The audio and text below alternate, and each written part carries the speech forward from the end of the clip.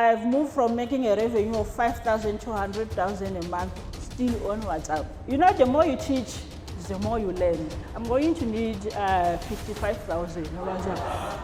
And I was like, yo, this is not even in my business plan that I'll be buying rubbish.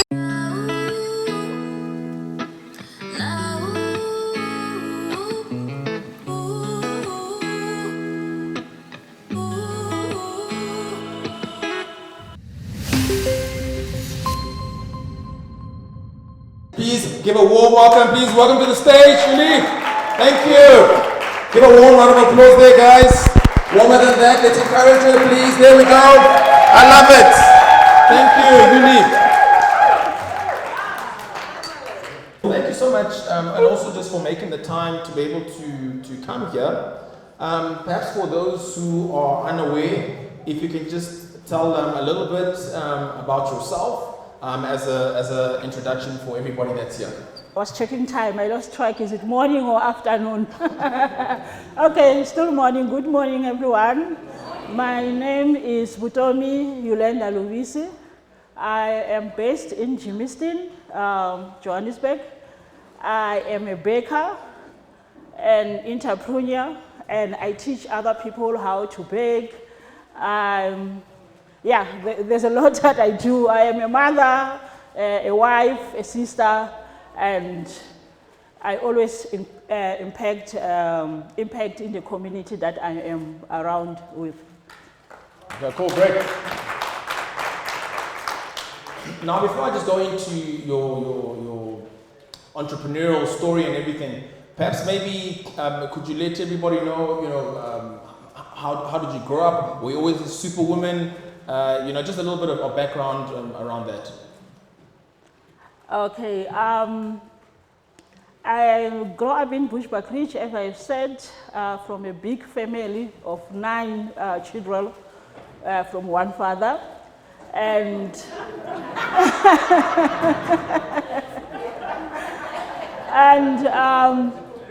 how I make it into Joburg, I came to further my studies. I have an accounting degree. I wanted to be a CA a couple of years ago, but now yeah, I'm a baker. And growing up at home, I always hear people who say, I learned baking from my grandmother or my mother, but at home, no one knew how to bake. It's something that I just learned from someone I used to share at Race, where we used to stay at university. And I didn't know that one day I'll be a baker. Like if I met a pastor or prophet and say, you 15 years from now you're going to be a baker, I'll be saying, no way. I'll be working at FNB head office and being the CEO there or the finance manager. But yeah, things happen. And when I grow up at home, there's no entrepreneur. But I always want to step back and say, my mother, she was the entrepreneur. And I'll say I learned entrepreneurship from her. Though her business was not organized and structured like our business today, but her whole life, since I knew her, she was selling tomatoes in the streets. That's what she knows and that's what she do. And even today, even after we stop her from selling, she always say, no, I can't just sit by my hand. I just need something to sell. So I'm one of the people from all my 9 siblings who took the less travel route. And with a decade of experience in corporate, my last job, I was the finance manager. Everyone at home was like, no, are you sure you want to do this? Why don't you do it part-time? And I did run other business that failed while I was working. So with this one, I kind of told myself that for me to make this work, I don't want to put one foot the other side and one foot the other side. I need to be in it and see if it's working or not working. No, cool, thanks for that. It's quite interesting because even myself, the family that I grew up in, all my siblings, my parents, my uncles and everything, everybody was all, educated, corporate, not really entrepreneurial per se. My parents at a point also went into entrepreneurship. I remember, from early ages where my father, he was a teacher, and he'd go and he'd take photography, and he'd go and take photographs of people for their weddings and things like that, and I learned entrepreneurship from there. My mother as well, where they had a salon and a boutique. So for you, what do you think made the difference that entrepreneurship peaked for you, but like not for your siblings? What was that difference for you?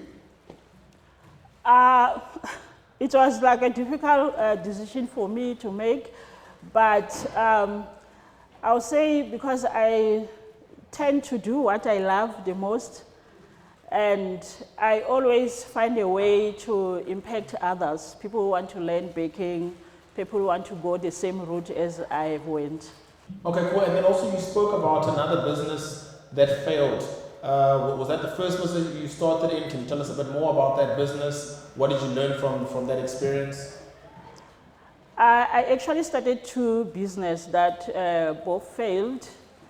I actually like to say they didn't fail, I failed the business. The first one, it was toilet paper manufacturing. So if you can think about it now, is that I failed the business. I'm sure everyone here in this room, they've used toilet paper today. So it's still a product that it's in need, and even 200 years from now or 500, it's still going to be in need. Everyone just use it every day. But what I learned from that is that when I started this business, I kind of scratched in the surface. I didn't go deep into researching on what do I really need to make it a success.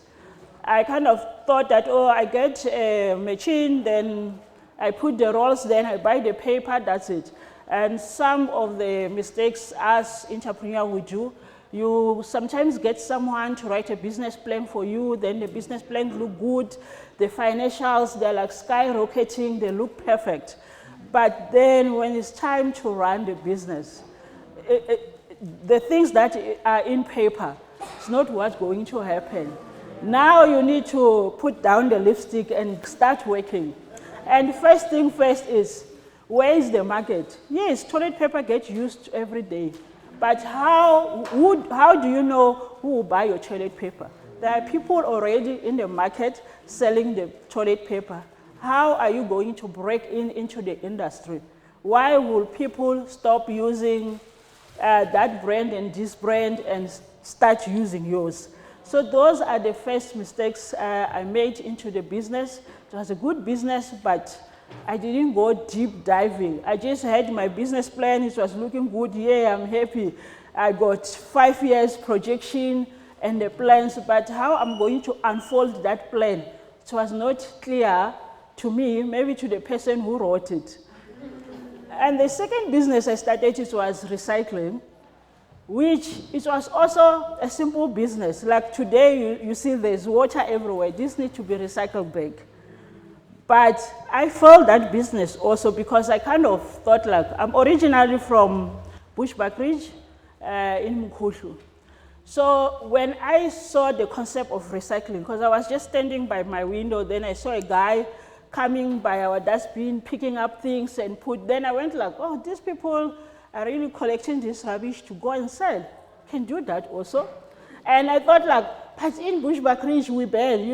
If you know rural areas, we normally have a big hole where we dig, then all the rubbish we put there, then when it's getting full, we burn it. Then I'm like, oh, I'm going to be rich, I'm going to make a lot of money. Then that's when I resigned. I took my little machine, I bought a baling machine. There was a bakkie that my late father left at home, and I'm like, I'm going to start this business. And I even hired people. I made t-shirts. Yeah, I was that big girl in the community, So the business went, and when I did that business also, I had a mindset to say, I'm trying to develop my community, and some of my siblings who are not working, they will come to work into the business. So the first mistake I did was to say, okay, my brother will run this business. And since I'm based in Johannesburg, I'm married, I can't just go there and work in the dumping site the whole day. I have my marital duties to serve also. So I used to go home like once, I would take 7 days going home, then the other time I would be there at home. Then at some point I was like, okay, you know when you go to your community and you want to start something, people start to say, oh, she's going to be rich also. Initially, I thought I would be collecting the trash for free, bail it, put it in the truck. But people start to say, no ways, we are not going to give you. People buy this in Joburg. You need to buy from us. And I was like, yo, this is not even in my business plan that I will be buying rubbish. So that's when the reality kicked in. I remember going to this school, and the principal was like, oh, no, you came in the right place. We have a classroom here. It's full of papers. Like white paper is very expensive, like the paper that you have there is very expensive if you have to recycle it. So it's full of papers, old textbook, and we have all desks, you can recycle things. I was so happy. But at the end of our conversation, she said, nah, you know, for that class that is full of papers and it's still, I'm going to need 55,000. I was like shocked. So everyone was looking forward to eat from me. And you go there thinking, okay, the municipality council will speak to the community and they help me. They are looking forward to eat something from me, especially after they saw the first truck leaving the community. Remember, it's in the rural areas. Then you hire a 38-ton truck, the one that for it to turn, a lot of men have to be there and be directing, who busy. Then they start to see this girl, she's making money. Then I went like, okay, it's fine. If that's what they want, I'm going to open a buyback center, the way the people who collect here. But the mistake I did, I would send money at home every week to my brother and say, this, when people come to weigh the stuff, you're going to weigh it, then you pay them according to the kilo.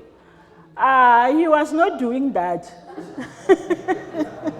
He was not doing that. So that's the other mistake I've learned, that in business, sometimes you can feel sorry for your sister or your sibling and say, I want to develop them, I want to grow with them, but they cannot run your vision. It's only you who can run your vision. So that business failed because I was far away from it. I would just go month end and check, okay, is it everything going well? But when it's month end, we need to bring the truck to Joburg to sell the recyclable. The money sent and the stock we have, it was not balancing. So one mistake I've learned, Wuti, you don't necessarily have to work with your family member or your friends to make it work. Work with people who you can sell your vision to them and they are willing to run with your vision with you. No, I think that's quite powerful, and I like the aspect. You know, sometimes when we speak, I never related to stories where I'm only hearing about success and there's this brilliant entrepreneur, and I'd like to know about, you know, when things didn't go right as well. So I appreciate you sharing that. Perhaps also maybe we can move forward and let us know then, how did you go from there to now getting into a business in baking? When my business eventually died was during COVID. So I was actually sitting and asking myself, must I polish my CV and go back to the corporate? Or what must I do? Because now I've blew all my passion. All the little cent, I remember I used to have like a nice car Jeep, I have to surrender it because things were not working. I have to send an email to the bank and say, I don't want this stress anymore. Can you please take your car so that I can think and see the way moving forward. And I was reading in this book just to get motivation. I always read business book, like the book Haiti has, and there's a paragraph that says, if you want to start a business, do what you love, not what you see the money on it. Do what you love, so that when things get to be difficult, the passion will pull you through. the patient will wake you up in the morning and say, but, so you see, by that time when I started, like I'm a baker. So because I love baking, even if I didn't have order, I have that thing that if I can create a cake that will look like this, then I can just wake up and just bake the cake. Sometimes I'll call my sister, my neighbor, and cut it. Then I take a picture. Then I put it on my social. And next thing someone said, oh, are you selling cakes? People used to start, are you selling cakes? That's when I went like, you know what? I can start selling cakes. That's how I actually started the baking business. Wow, nice. And I like that because, you know, it's one of those where people don't think so much in terms of, can my passion feed me? You know, and if I wanted my passion to feed me, how would I actually go about it? So, I mean, for you, I mean, you start initially, you post a little bit, somebody inquires. What is the experience like once you started to get, you know, customers and people prepared to pay you for these cakes in a bigger way? Yeah, it was really exciting, you know, just to have that first order from the cake. Then I was like, so actually, people can pay so much for this. Why don't I make this a business? And the more and more orders coming, that's when I see that, no, this is what I'm going to do for a living. And I like to write on my Facebook page, whenever I post my cake, I say, we cake for a living. That's what I do for a living. And it was so exciting to feel that, okay, I can actually create business and make money out of a cake. No, that's very good. And then obviously, how did you go about growing the business? Because initially it's just one or two people. How did you go about growing the business? Initially, when I started baking, I was actually just making scones only. Then I went like, okay, let me add biscuits, let me add cakes. So the moment I started adding cakes into the business, when I post on my social media, people will be asking me, how did you achieve that on the cake? Like you can make a cake that looks like exactly like this water, the writing, everything is there. And it is eatable, like monetize your business. Then people will be asking me, so is this eatable? I said, yes. They say, how did you do that? That's when I thought like, so there are people who don't know how to do this. That's when immediately, I didn't waste time. I went like, I'm going to supply other bakers, people who want to learn baking. Because for this to be on a cake, you use a sugar print, a sugar paper, then you print using sugar ink. Then that's when I started that, no man, there's a need in this market. People, they don't know this, because others will say, I see your cake has like a Spider-Man there. Is that Spider-Man eatable? You say yes. I say, how did you do it? Then that's when I went like, no, I'm going to supply baking tools, the cutters, all the things that a confectionery baker needs. And that's how I have managed to kind of scale my business and move from baking. Yes, we still bake, but I will tell you that at this moment, the 90% of our revenue come from supplying other bakers, not the cakes. And Hetty mentioned something about buying time, and that actually helped me because to make a nice, perfect straight cake can take you 8 hours. But now I don't spend 8 hours to make those nice, perfect cakes anymore. I have hired someone to do that, and I'm focusing on sourcing customers who want to learn to make cakes and who want to buy baking ingredients and the cutters that we use. Sure. So, I mean, on your side, I mean, psychologically, even in the beginning, why did you not feel, because I've heard others, and even when we have these consultations with people, they often talk about this. Why did you not have the feeling that I can't teach them to do this, they're going to become my competitors? Yeah, I have heard that from many entrepreneurs. Even 2 weeks ago, I was in this workshop in Cape Town, and I was sitting next to a guy, he actually makes cleaning detergents. So I said, so are you cleaning detergents in any retail shops? He says, no, I'm targeting like school, university, hospital, clinic.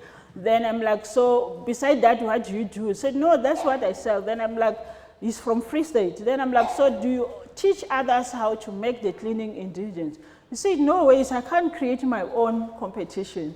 Then I was like, no, that's another additional stream of income. You are not creating any competition. You are opening another stream of income, and myself, 90% of my customers, they are not in Gauteng. So my target customers, it's bakers who are across the rural areas of South Africa, because I have picked up that in rural areas, there are no baking shops. So again, I've learned that when someone comes and learn to bake, often they go, they know how to bake, but sometimes I do follow up. So how is business going after you came to the class? I said, I'm not getting customers. Then I'm like, no, I'm going to put you in a class where I'll teach you how to market your business in social media. And this lady was like, I can't believe you that you are releasing all the skills and the knowledge that you have to us, and we are competing with you. And I'm like, I don't see that as a competition. It's another way to bring another stream of income. Hetty mentioned that you need to always ask yourself, what am I leaving in the table? Like, what money am I leaving in the table? Like, if you look at a bottle of water like this, I think it's nice the water was here. I always make example with this bottle. If you look at the bottle of water like this, you need to ask yourself question, that the water before it gets in here, what will be happening? So that's how you pick up the other streams of income. And that's how I also pick up, and I was like, you know, the more you teach, the more you learn. So there's really no creating competition. You learn from your students. The question they ask, they open another mindset in you again. Sometimes you might not know how to answer directly that time, but it's something that you think about it that, no, Pale summation this. Then you think about it, then you kind of think about it and see, okay, what can we do to bring up this solution? So just to wrap it up, teaching is not creating any competition for yourself. You must look at it as sort of collaboration. A couple of years ago, there's a lady who came to my house from Brenda and said, I want to learn how to make chocolate ganache. So as I was teaching her, she asked me, why don't you teach in groups? Then I'm like, I'm not comfortable with that, especially I'm alone. Then she came for a class, and she paid for that class. But she said, no, we can collaborate and do it together. So she came as a student, but today we are business partners. Whenever,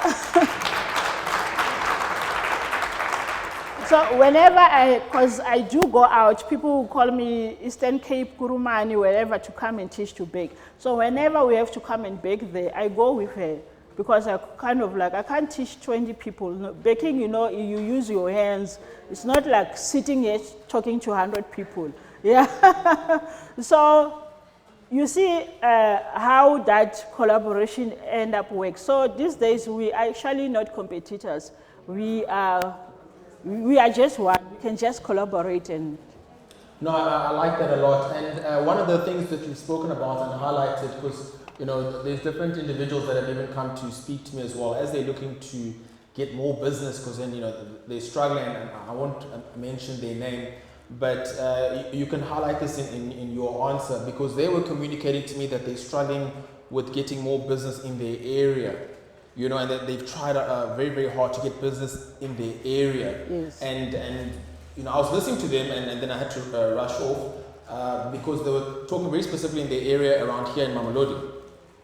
Now, for you, you've gone completely even outside of your area and far forward with that. How did you get that type of thinking to be able to do that, and how would you advise somebody who's so focused on only getting business in the one area? All I can say is that whenever you start a business, you must not think of your area. You must think beyond that. I'll tell you today, my baking business I started in 2020. Until today, no one have ever bought a cake from me in Lambton, in my area. But we sell cakes every day. So don't think about the people around you in your area. And sometimes people in your area, they may feel that if you say this cake is 1.5, like how dare, who are you?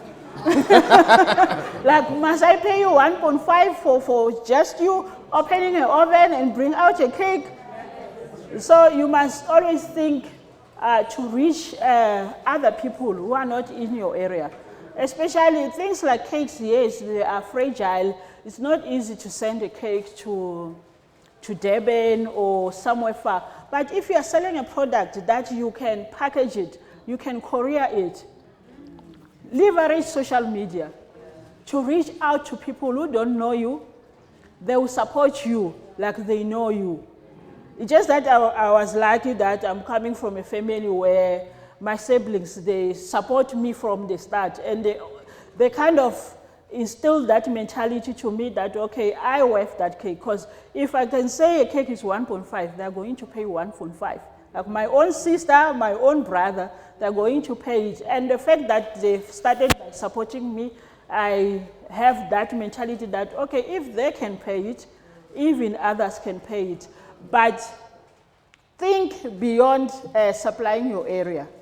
And hatching machine, green products, something like that, yes, you need to think about those things. Like myself, I have an ebook, which is called The Science Behind Baking. It's about baking. So if you want to learn baking, you buy that ebook. It has all the steps. It will tell you that if you put too much water, what's going to happen to your cake? If you are baking and the recipe says 4 eggs, you said, no, I'm just going to use 3. What's going to happen to the outcome? But what I'm trying to say to you, that ebook, I have sold it in over 12 countries.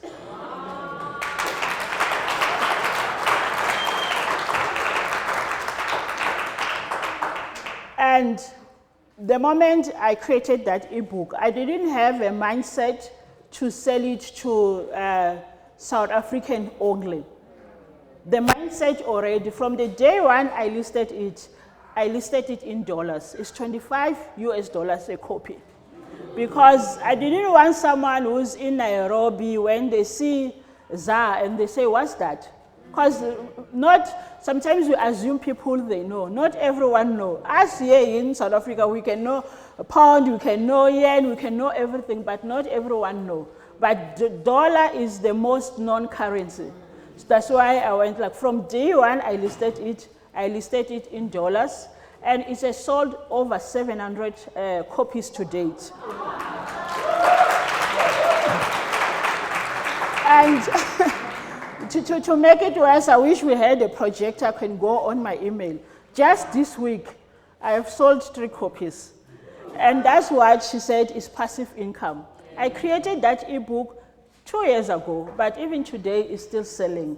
And it's selling to people because I have kind of seen that, okay, people struggle to bake a perfect cake.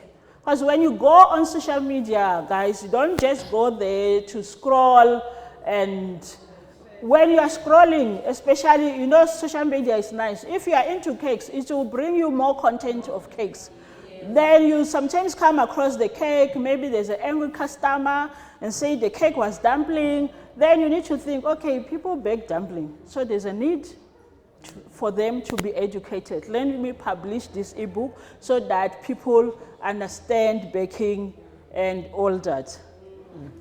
No, I like that a lot. You know, it's something that we don't often talk about, because a lot of us, we become skilled in a specific area.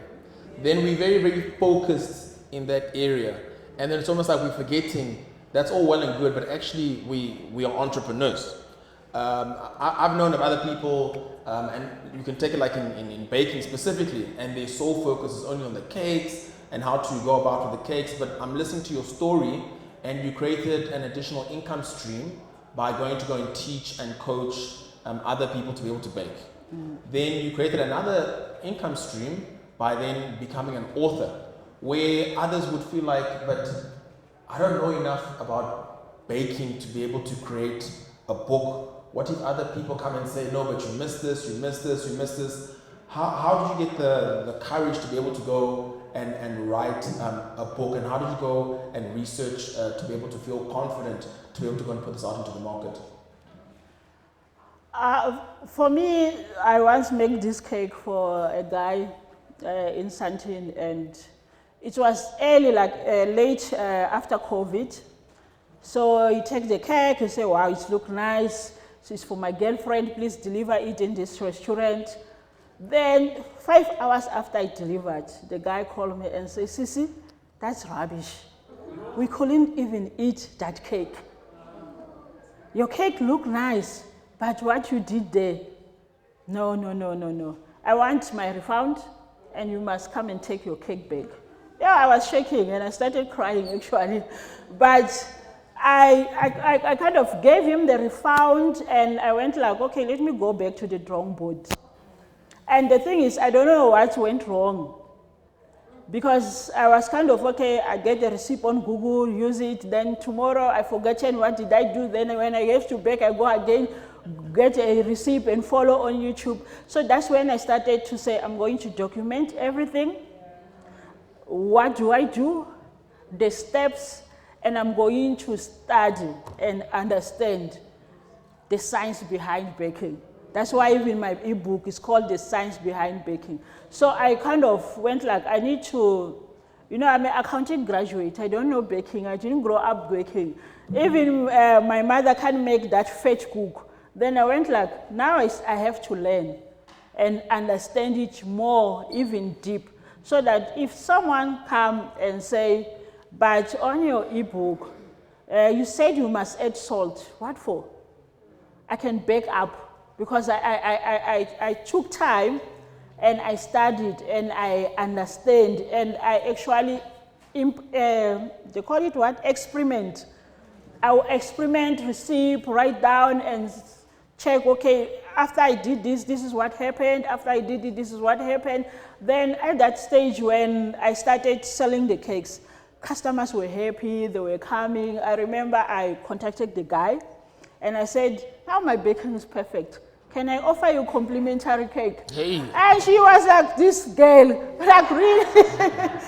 Though at the time when it happened, I was kind of like, like how dare my cakes are nice. But I kind of went back and said, I want you to offer a cake. And said, no, we don't have any celebration. I'm like, no, it can be just eating the cake. Can I deliver it at your house? And I delivered, and he was like, wow. Then that's when I was building my confidence like that, and the more people were saying, wow, your cakes are nice and all that, that's when I felt like, no, I don't want other bakers, because most us bakers were self-taught, right?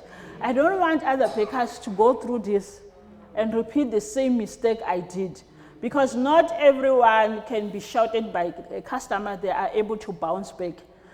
Then that's when I said, I'm going to release this ebook. Anyone who wants to learn baking, they can use it. And it was kind of easy because I have experimented, I have made sure that the recipes are perfect, and whoever buys the copy will come back with the feedback, and others will tell me I've been baking for 20 years, but I've never baked a perfect red velvet cake like this. So the more you hear the feedback is the more, you know, it's like a tap in your shoulder. Then you can say, oh, I can do this. I can do more and more of this. No, cool. I like that. And I mean, guys, also please, I mean, the floor is open for questions. You'll raise your hands and let us know, because then we're able to engage with this dialogue. We've got about 10 minutes left. I think one of the things that you've spoken to that I really like is because, you know, I would struggle with that, you know, when we're having our business as we're growing, up until, you know, we're having different mentorship sessions, and there was a big focus on document your processes, document your steps. And, you know, we take it for granted because this is what we do. It's in our mind, this is how I make a sale. This is how I engage with the product. This is how I engage the market and so on. And we take it for granted. But for you, I saw as you spoke that you went about to go and document your steps. How did that come about, or are you just a superwoman? How did that come about? It was like, for me it was like sort of easy because I went like even go back to use my experience that I have. You know, when you first go in corporate, you get a job, everything is there, is documented. Then it's easy to follow the steps and the processes. So it was easy for me to go like, okay, I'm going to start documenting the process, everything that I do into the business. And just to add on that, as an entrepreneur, because most of the time when we start, we are a one-man or one-woman show. You work alone. Then the mistakes that we do is not to document. And when you have to hire someone, it's going to be difficult because you want to tell them that, you know, you need to do this, do this. Then you go. Then when you come back, they didn't do what you told them. And sometimes that's what actually also kills small businesses because it's become difficult for you to hire because there's nothing documented. There's no processes. Someone will do this thing like this today, then tomorrow do it like that. So that has actually helped me. Even now, I'm sitting here, my business is running, there are people there because I have documented. I document even like a small silly thing to see when the customer finish paying, you need to ask them, where did you hear about our business? Because that's important. That's why we must go back and market more. Then for them, it was like, no, like we didn't ask. Yeah, they just came to buy. I would tell them that is important. Like there are a lot of small things that you will assume that the other person know, and you take it, no, it's common sense. But no, when it's coming to business, it's really, really not common sense. You need to document all those little things.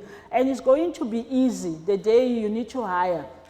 Because you won't have that feeling that, you know what, I'm a baker, how do I hire another Yuli?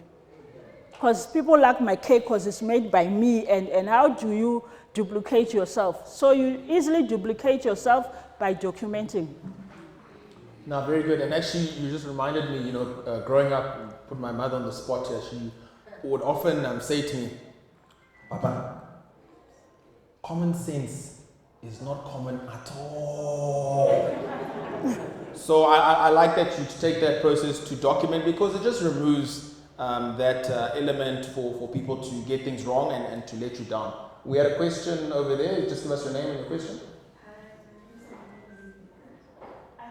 The question that I would like to ask is a follow-up to the question that you asked and also to assist me in terms of my research for the business idea that I had. I'm putting it to our speaker, but also to the audience at large. Which document process would you use? Would you prefer like a notebook physically to write down your thoughts, or more digital? And after you've answered that question, I'd like to ask, why do you prefer that method of documenting?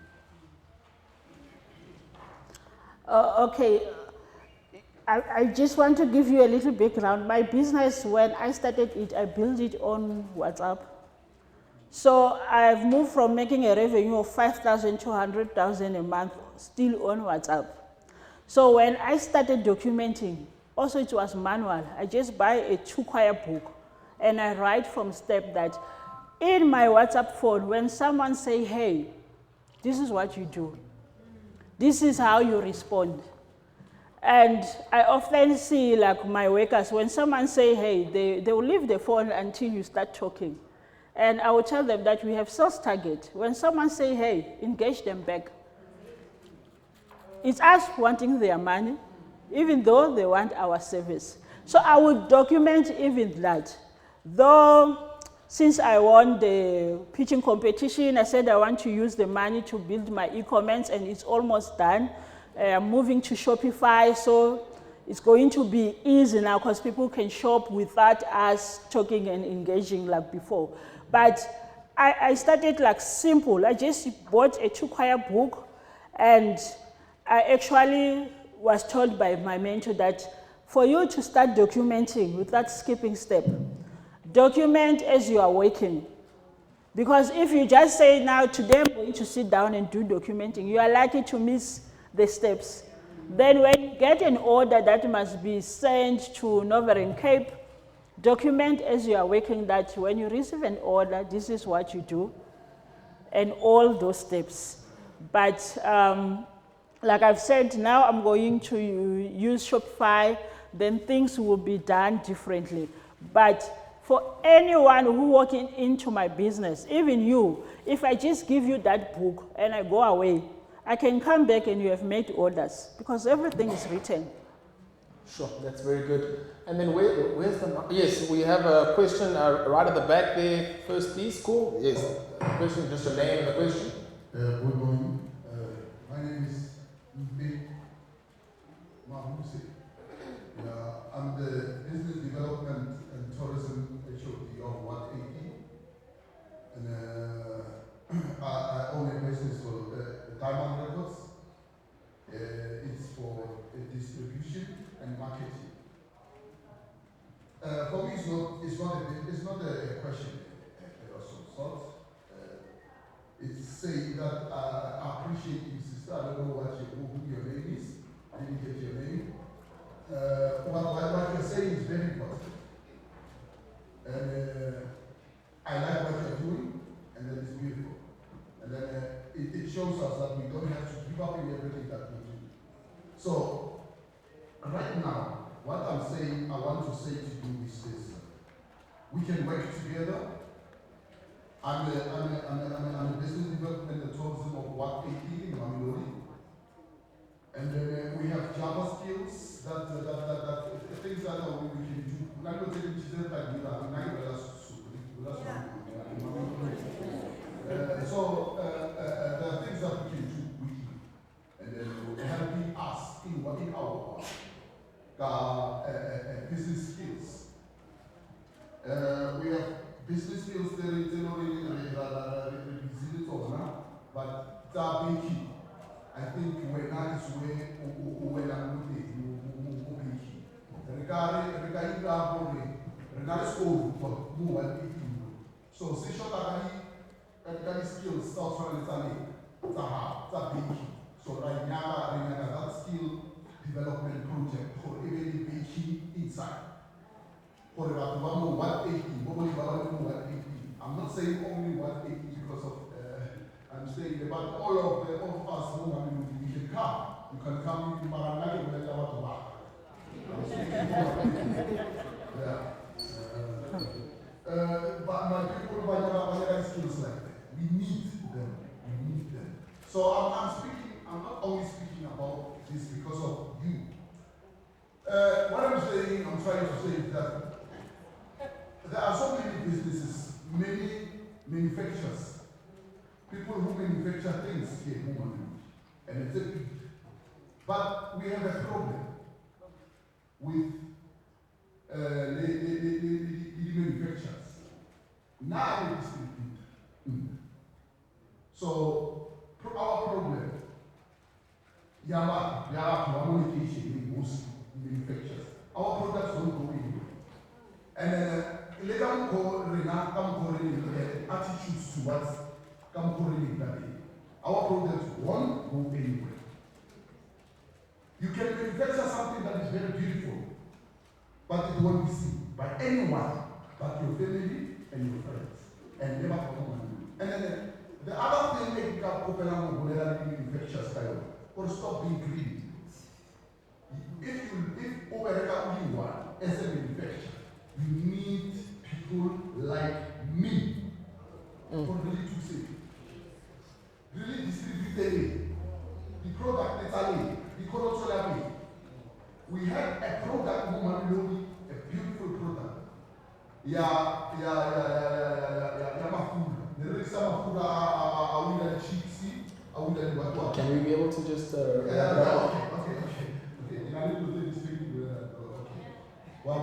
So what I'm trying to say is, let's work together. Okay. Together we can do everything. Thank you. Thank you so much for that. Thank you so much. And it's good to have that type of feedback. Okay, then we'll take the last question Chris, where's the mic now? Okay, then this will be the last question then for this segment. Thank you. Morning.